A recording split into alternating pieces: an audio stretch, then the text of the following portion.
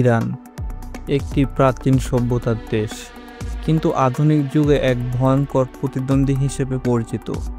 অনেকেই বলে ইরান শুধু ধর্মীয় বা সাংস্কৃতিক দিক থেকে নয়, সামরিক এবং প্রযুক্তিগত শক্তির দিক থেকেও মধ্যপ্রাচ্যের অন্যতম প্রভাবশালী দেশ।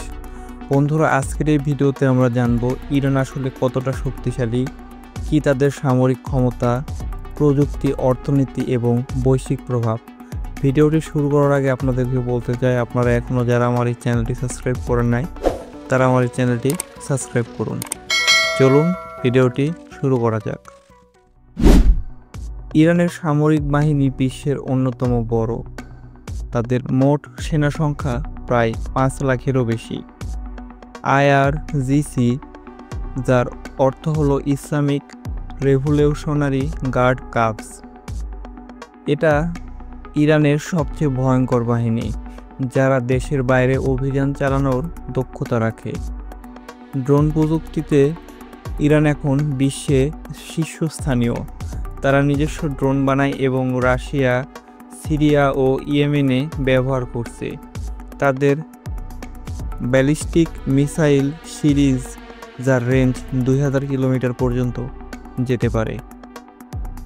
পশ্চিমা নিষেধাজ্ঞা ইরানের অর্থনীতিকে কিছুটা ধাক্কা দিয়েছে, কিন্তু তারপরেও তারা অনেকাংশে স্বনির্ভর। বিশ্বের 4র্থ বৃহত্তম তেলের মজুত রয়েছে ইরানের কাছে। গ্যাস রিজার্ভে তারা অন্যতম শীর্ষে। কৃষি ও ইন্ডাস্ট্রিতে অভ্যন্তরীণ উৎপাদনের ওপর নির্ভর করে তারা এগিয়ে যাচ্ছে। ইরান শুধু সামরিক নয়, টেকনোলজিতেও অগ্রসর। তারা উপগ্রহ উৎক্ষেপণ করেছে, মেডিকেল এবং নিউক্লিয়ার রিসার্চে অগ্রগতি হয়েছে। সাইবার শক্তিতে ইরান বিশ্বজুড়ে আলোচিত।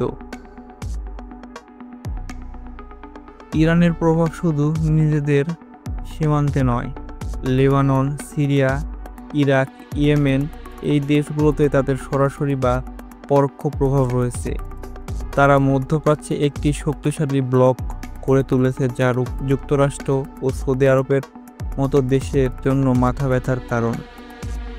তাহলে ইরান কি শুধু ধর্মীয় দেশ?